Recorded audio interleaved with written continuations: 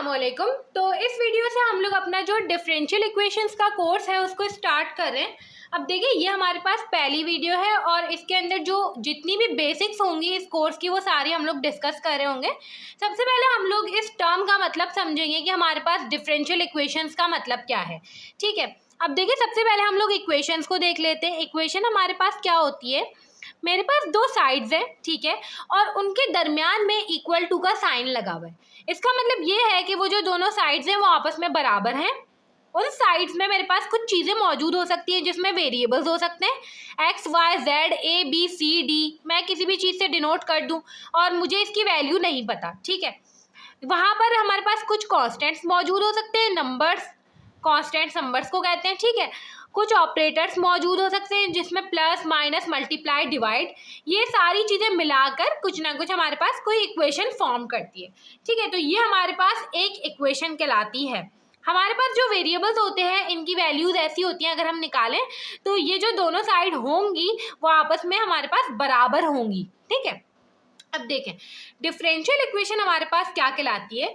Differential equation for example मेरे पास एक equation लिखी हुई है एक्स प्लस का 2 dy/dx इक्वल्स टू 5। अब आप देख रहे हैं कि भाई ये तो x तो पता चल रहा है कि ये वेरिएबल है, 2 कांस्टेंट है, 5 कांस्टेंट है, ये dy/dx क्या है, तो यहाँ पर हम थोड़ा सा फंसते हैं। तो जब भी आपको ऐसी टर्म दिखेगी dy/dx आप समझ जाएंगे कि ये आपके पास डिफरेंशियल इक्वेशन है। मुराद क्या है कि आपके पास ऐसी इक्वेशन जिसमें डेरिवेटिव्स इन्वॉल्व हो जाए वो आपके पास डिफरेंशियल इक्वेशन कहलाती है। इस बात का मतलब क्या है, इस बात का मतलब ये है कि जो y वेरिएबल है उसको आपने एक दफ़ा डिफरेंशिएट किया है x के लिहाज से। ठीक है, तो इसको मैं ऐसे भी लिख सकती हूँ y के ऊपर एक डंडी। एक डंडी देखकर आप ये नहीं समझिएगा कि ये y की पावर 1 है, इसका मतलब ये है कि y को एक दफ़ा डिफरेंशिएट किया गया है x के लिहाज से। ठीक है, अगर मुझे y को 2 दफ़ा डिफरेंशिएट दिखाना हो कि 2 दफ़ा हमने डिफरेंशिएट किया x के लिहाज से तो 2 डंडी लगा दूंगी, 3 दफ़ा दिखाना हो तो 3 डंडी लगा दूंगी। ठीक है, 2 डंडी मतलब y को 2 दफ़ा डिफरेंशिएट किया गया है, y को किया गया y एक ही दफ़ा आएगा। ठीक है, 2 दफ़ा किया गया मतलब d स्क्वायर ओवर का dx स्क्वायर, y को किया गया y एक ही दफ़ा आएगा, 3 दफ़ा किया गया मतलब d क्यूब ओवर का dx क्यूब। तो ये आपके पास ऐसी टर्म्स, चाहे ये टर्म हो, ये टर्म हो, ये टर्म हो, ये कोई भी टर्म हो, इस तरीके की टर्म्स जब किसी इक्वेशन में इन्वॉल्व हो जाती है तो वो आपके पास डिफरेंशियल इक्वेशन कहलाती है। ठीक है, अब देखिए डिफरेंशियल इक्वेशन हमारे पास दो तरीके की होती हैं। कौन कौन सी, एक होती है हमारे पास ordinary differential equation, ordinary differential equation, और एक होती है हमारे पास partial differential equation. Ordinary differential equation से मुराद ये है कि आपके पास सिंपल dy/dx मतलब सिंपल d वाली टर्म्स इन्वॉल्व हुआ करेंगी। फॉर एग्जांपल मैं लिख लूँ x प्लस का ये जो लिखी हुई है 3 dy/dx इक्वल्स टू 0, कुछ भी इस तरीके की, तो ये आपके पास ऑर्डिनरी डिफरेंशियल इक्वेशन है। पार्शियल डिफरेंशियल इक्वेशन में आपके पास फॉर एग्जांपल x प्लस का 3 डाबा y ओवर का डाबा x डाबा इक्वल्स टू 0। अब ये इक्वेशन अगर मैं लिखूं तो ये मेरे पास पार्शियल डिफरेंशियल इक्वेशन है। डेरिवेटिव तो लिया गया है, मतलब पार्शियली डेरिवेटिव लिया गया है। पार्शियली मतलब कि जब भी डाबा वाली टर्म इन्वॉल्व हो जाए ना, इसको डाबा कहते हैं, जो कर्व बना हुआ है, कर्व के जैसे बना हुआ है डी, तो ये डाबा वाली टर्म इन्वॉल्व हो जाए तो मतलब पार्शियली डिफरेंशिएट किया गया है। क्या पता आप लोगों ने पहले पढ़ा हो या फिर नहीं पढ़ा हो, कोई मसले की बात नहीं है, जब पार्शियल डी वाला पार्ट पढ़ेंगे तो उसमें होगा ये। ठीक है, तो जो आपके पास इस तरीके की इक्वेशंस होती हैं वो पार्शियल होती हैं और जो आपके पास इस तरीके की होती हैं वो ऑर्डिनरी डिफरेंशियल इक्वेशंस कहलाती हैं। अब दो बहुत ही इंपॉर्टेंट टर्म्स हैं जो डिफरेंशियल इक्वेशन के लिए हमें समझना ज़रूरी है। ठीक है, एक जो टर्मिनोलॉजी है वो हमारे पास क्या है, ऑर्डर, और एक है हमारे पास डिग्री। अब ऑर्डर क्या होता है हमारे पास, फॉर एग्जाम्पल मैंने यहाँ पे एक इक्वेशन लिखी एक्स वाई प्लस का y डंडी 2 इक्वल्स टू 3, और एक इक्वेशन लिखी मैंने X Y double derivative plus का 3y 3 दफ़ा डेरिवेटिव इक्वल्स टू 4। अब आपको ये कहते हैं कि भाई आप इस डिफरेंशियल इक्वेशन का ऑर्डर बताओ। आप बोलोगे ऑर्डर क्या होता है, ऑर्डर क्या होता है कि आपने जितनी भी दफ़ा हाईएस्ट डेरिवेटिव लिया गया हो उस इक्वेशन में वो आपका ऑर्डर होता है। यहाँ पे y को एक दफ़ा डेरिवेटिव लिया गया, यहाँ पे 2 दफ़ा डेरिवेटिव लिया गया, तो ये जो 2 दफ़ा है ये हाईएस्ट है, तो जो ऑर्डर है वो 2 है। इसी तरीके से अगर आपको इस इक्वेशन में कहते हैं कि भाई आप ऑर्डर बताओ, तो आप देखोगे कि भाई यहाँ पे y को 2 दफ़ा डेरिवेटिव लिया गया, यहाँ पे 3 दफ़ा डेरिवेटिव लिया गया है, तो ये जो 3 दफ़ा है ये हाईएस्ट है, तो आपके पास यहाँ पे ऑर्डर जो है वो 3 है। अब ऑर्डर और डिग्री आपस में थोड़ा सा मिलता जुलता है, कंफ्यूजन होती है थोड़ी सी, तो इसलिए यहाँ पे मैंने साथ लिख के बताया, ठीक है। ऑर्डर हमें समझ आ गया, जो हाईएस्ट हम जितनी दफ़ा लेते हैं। अब डिग्री हमारे पास क्या होती है, फॉर एग्जाम्पल एक्स वाई, मैं यही टर्म लिख देती हूँ, वाई स्क्वायर इक्वल्स टू 3, और ये हो जाएगा X Y double derivative plus का 3 Y triple derivative equals to 4। ये मैंने सेम टर्म लिखी है। अब देखिए आपको कहते हैं कि भाई आप इसकी डिग्री बताओ, तो डिग्री क्या होती है कि वो जो हाईएस्ट ऑर्डर होता है आपकी इक्वेशन में, उसकी जो होल पावर होती है वो आपकी डिग्री होती है। हाईएस्ट ऑर्डर ये नहीं है, ये नहीं देखेंगे आप, ये है हाईएस्ट ऑर्डर, इसकी पावर देखें 2 है, तो डिग्री जो है वो इस इक्वेशन की हमारे पास 2 है, ठीक है। ये वाली इक्वेशन अगर हम देखें तो इसमें ये जो है वो 2 दफ़ा डेरिवेटिव लिया गया है, ये हाईएस्ट ऑर्डर नहीं है, ये 3 दफ़ा डेरिवेटिव लिया गया है, ये हाईएस्ट ऑर्डर है, तो इसकी पावर देखेंगे जो कि कुछ भी नहीं है, मतलब 1 है, तो जो डिग्री है वो हमारे पास 1 है, ठीक है। अब ये वाली जो मैं प्लेलिस्ट बना रही हूँ वो मैं डिग्री 1 के लिहाज से बनाऊंगी, मतलब कि कहीं पर भी ऐसा नहीं होगा कि होल पावर में 2 हो या होल पावर में 3 हो। हम लोग ज़्यादातर ऑर्डर की बात तो करेंगे, 2 ऑर्डर 3 ऑर्डर 4 ऑर्डर, ठीक है, तो ये बात तो कर सकते हैं, मगर हम लोग डिग्री 2 या 3 पर नहीं जाएंगे, ठीक है। तो ये 2 टर्मिनोलॉजीज थी, बहुत ज़रूरी थी समझना। अब ऑर्डर के लिहाज से ही हम लोग मजीद क्लासीफाई करेंगे, क्योंकि मैंने डिग्री आपको बताया डिग्री 1 ही रहेगी हमेशा, ठीक है, ऐसा नहीं होगा कि 2 3 पर जाऊँ मैं। अब ऑर्डर के लिहाज से हम लोग इसको मजीद क्लासीफाई कर सकते हैं, कैसे, DE 2 तरीके की है, एक है ऑर्डिनरी डिफरेंशियल इक्वेशन और एक है पार्शियल डिफरेंशियल इक्वेशन, मतलब PDE और ODE। अब देखिए ऑर्डिनरी डिफरेंशियल इक्वेशन भी 2 तरीके की हो सकती है। एक में ये हो सकता है कि भाई D वाली जो टर्म है, मतलब y को एक दफ़ा डिफरेंशिएट लिया गया हो, ये टर्म इन्वॉल्व हो इक्वेशन में, और कुछ इक्वेशन ऐसी हो सकती है जिसमें y को 2 दफ़ा लिया गया हो, या 2 या 3 दफ़ा लिया गया हो। तो ये वाली टर्म्स जब इन्वॉल्व हो जाती हैं तो इसे हम लोग कहते हैं higher order ordinary differential equation.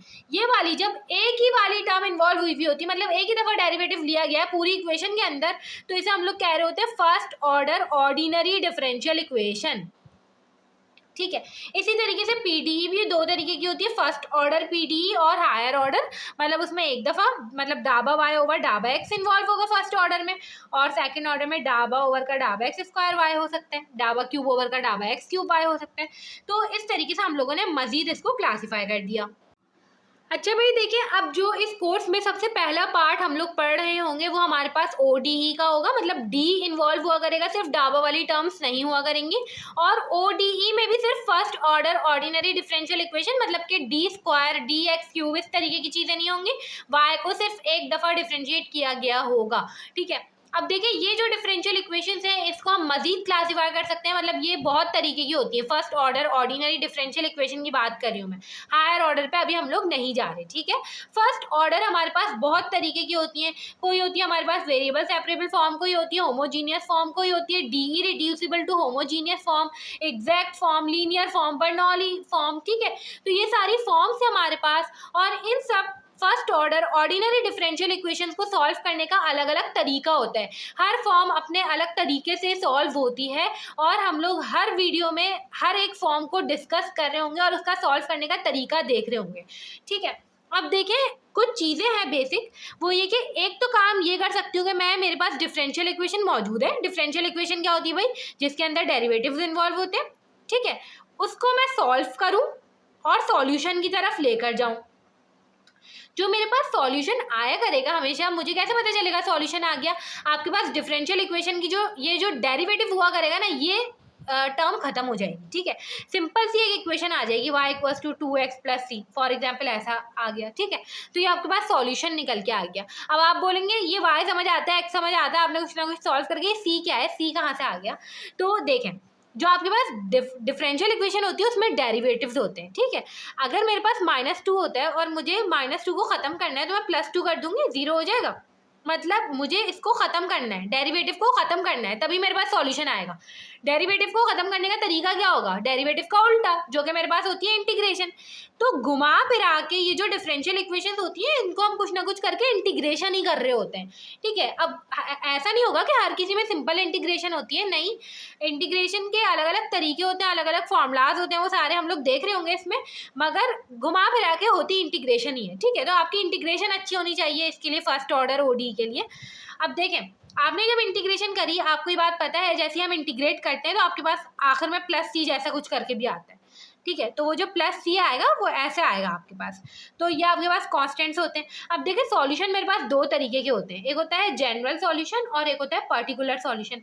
General solution क्या होता है, मेरे पास कोई डिफरेंशियल इक्वेशन गिवन थी, मैंने उसको सॉल्व किया, इंटीग्रेट किया है, जैसे भी किया, प्लस सी की टर्म आ गई, ऐसी इक्वेशन निकल के आ गई, ये आपके पास है जनरल सॉल्यूशन। मतलब कि सी जनरल है, आपको इसकी वैल्यू नहीं पता, ठीक है। फॉर एग्जाम्पल मेरे पास ऐसी इक्वेशन निकल के आई y=2x+5। अब ये आपके पास कांस्टेंट निकल के आया, मतलब सी की वैल्यू निकल के आई है। अब आपको एग्जैक्ट वैल्यू पता है, तो ये आपके पास क्या है, पर्टिकुलर सॉल्यूशन है। यहाँ पे मैं लिख देती हूँ जनरल और ये हो जाएगा पर्टिकुलर। अब देखिए हम लोग इस पार्ट के अंदर दो काम कर सकते हैं। वो दो काम क्या है कि एक मेरे पास डिफरेंशियल इक्वेशन गिवन हो, ठीक है, और मैं उसको सॉल्यूशन की तरफ लेकर जाऊं, मतलब सॉल्व करूं, जिसके हम लोग मेथड्स देखेंगे एक एक करके, जो कि मैंने आपको बताया हर किसी डिफरेंशियल इक्वेशन को सॉल्व करने का अलग मेथड होगा, वो हम एक एक करके देख रहे होंगे, ठीक है। अब देखिए दूसरा चीज़ ये है कि ऐसा भी हो सकता है कि मेरे पास सॉल्यूशन मौजूद हो और मैं उसको डिफरेंशियल इक्वेशन की तरफ लेकर जाऊं, मतलब कि मुझे उन्होंने सिंपल सी इक्वेशन दी हुई हो 2x+5 ऐसे, और वो कहें कि भाई अब आप इसको डिफरेंशियल इक्वेशन में कन्वर्ट करो। तो ये वाला काम भी हो सकता है उल्टा काम, मतलब कि डीई से सॉल्यूशन की तरफ जाने के लिए हम लोग कुछ ना कुछ इंटीग्रेशन करेंगे, वो हम देखेंगे आगे जाके कैसे करेंगे, क्या होगा। और अगर मेरे पास सॉल्यूशन मौजूद है और मुझे डिफरेंशियल इक्वेशन फॉर्म करनी है, मतलब कि ऐसी इक्वेशन जिसमें डेरिवेटिव होने चाहिए, तो इस इक्वेशन में डेरिवेटिव होने चाहिए, मतलब इसको मैं डिफरेंशिएट कर दूंगी, ठीक है। तो ये कुछ तरीका हुआ करेगा। जो डीई से सॉल्यूशन की तरफ जाने वाला काम है वो बहुत बड़ा है, और हमारा ये वाला जो पूरा पार्ट है ओडी का फर्स्ट ऑर्डर का, वो उसी के ऊपर बेस करता है, डीई को कैसे सॉल्व करना है, फर्स्ट ऑर्डर ओडी को कैसे सॉल्व करना है, ठीक है। मगर जो सॉल्यूशन है डिफरेंशियल इक्वेशन की तरफ जाने वाला काम है वो सिर्फ एक वीडियो का है, ठीक है। मतलब कि वो एक जनरल काम है कि किस तरीके से करना है, वो कोई फर्स्ट ऑर्डर से लिंक नहीं करता, वो सेकंड ऑर्डर थर्ड ऑर्डर कोई भी हो सकता है सॉल्यूशन आपके पास, और आपको किसी भी ऑर्डर की डिफरेंशियल इक्वेशन फॉर्म करने को मिल सकती है, ठीक है। तो वो वाला जो काम होगा वो हम लोग नेक्स्ट वीडियो से कंटिन्यू कर रहे होंगे, उसके बाद डीई से सॉल्यूशन की तरफ जाने वाला काम करेंगे।